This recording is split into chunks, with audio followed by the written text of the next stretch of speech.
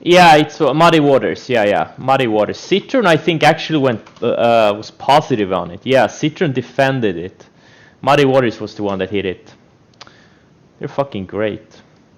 Second day I started trading, Muddy Waters hit the Chinese stock called Snuff. Symbol was Snuff. It went down 95% in 2 days.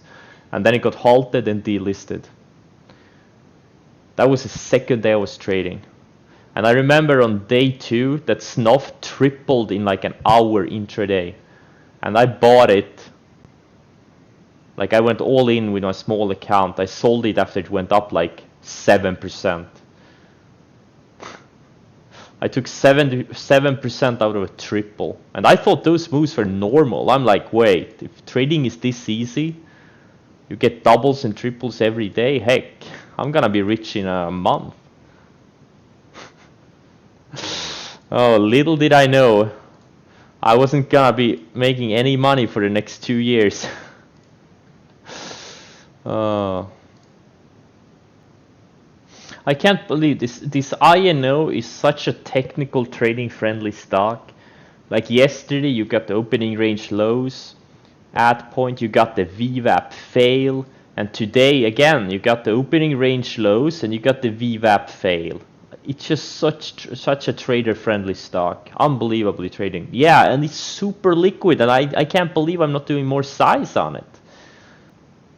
I should have done more size on it yesterday. I should have done more size on it today. But obviously, it's always easy to say when a trade works. And then when a trade doesn't work, you're like, oh, I should have done less size. It is what it is. But man, yeah, I mean, when I started making money consistently, yeah, definitely 50K plus, maybe 100K. But even before that, I obviously was making money since I took a small account. When I was at, like 8, I remember May 2013. I remember it because I shorted Fannie Mae this day. This day here, this is a 2-day chart. But I was down to like 8,000 bucks in my accounts. Okay. I had been trading for 2 years. I blew up like 3 times. I borrowed money and also took some from my savings to, refinance my trading accounts. I was down to 8,000 bucks. And on this day, I increased my accounts by 50%. I went from 8K to 12K. And that was kind of the turning point. After that point, that's when I stopped losing money consistently. And I didn't become consistently I'm still not consistently profitable. I can have 3-6 month periods where I make little or no money. Happens almost every year. So it's it's kind of hard to say. It's kind of hard to answer that question. How many percent per trade? 1 or 2 usually. Like nowadays, I rarely risk more than 0.5% of my account on any trade, but when I had a smaller account, I consistently risk like 1-2%. From what account size did you leave only from a trading and not from your job? Let's see. I kind of quit my job a little bit too early. I should have waited probably 6 months or so, because I was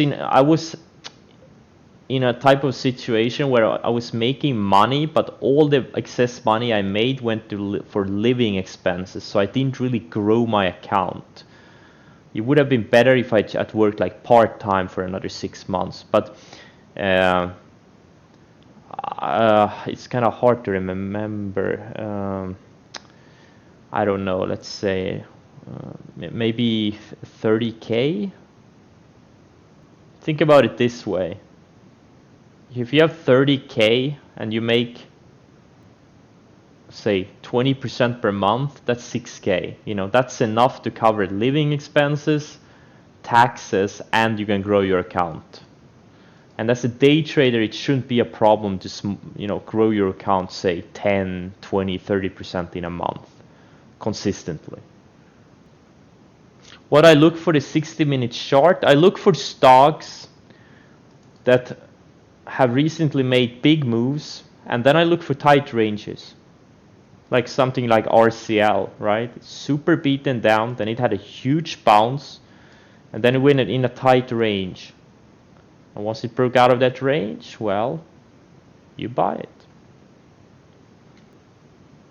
I don't really look at moving average crosses ever. That's really nothing. That's really nothing I do. I usually look at moving averages both on the daily, weekly, 60-minute chart to one, see the trend, and to catch potential support and resistance areas.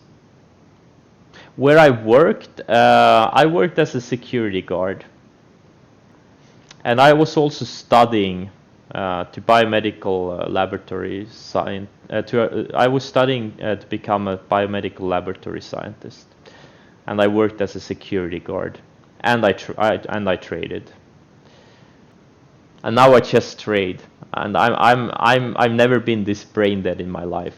I'm gonna be honest with you guys. Yeah, I'm too lazy to go to seminars. I used to go to these trading seminars. The Traders for a Cause. I was at Dan Sanger's seminar. I was at the Microcap Club seminar. But for the past 2 or 3 years, I haven't been to a single one. Because you feel like, you go there to learn, but once I started making some serious money, I'm like, whatever, I don't give a shit anymore. I'm standing on my own 2 legs now. Dan Sanger, I thought it was good. I learned a lot. But obviously all of that is in the public. If you just Google Sanger, there's hundreds of articles about him and his method, and also he has a site where he has, you can just go back through his newsletters, you can study his method. So there wasn't anything new, but it's kind of, I thought it was good still. It's always nice to see, a successful trader in person. Well, I use money for a lot of different things. But I haven't been traveling lately. I'm lazy, what can I say? But I could really, I could travel anywhere. It's kind of funny, when you get the money, you don't want to do anything with it. Kind of funny how it works. I don't want to buy anything. I could buy anything, and I don't want to buy anything. After a while, you just don't give a shit anymore.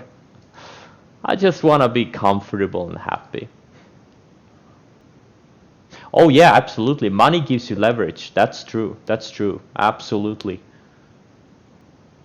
I'm not really dependent on anyone. I don't have to get a job. I could probably be I could stop trading today and be unemployed for the rest of my life, and I would be fine. Well, I didn't really have a career. I didn't have a career. I studied, and then I worked as a security guard to pay my bills. I never had a career before this.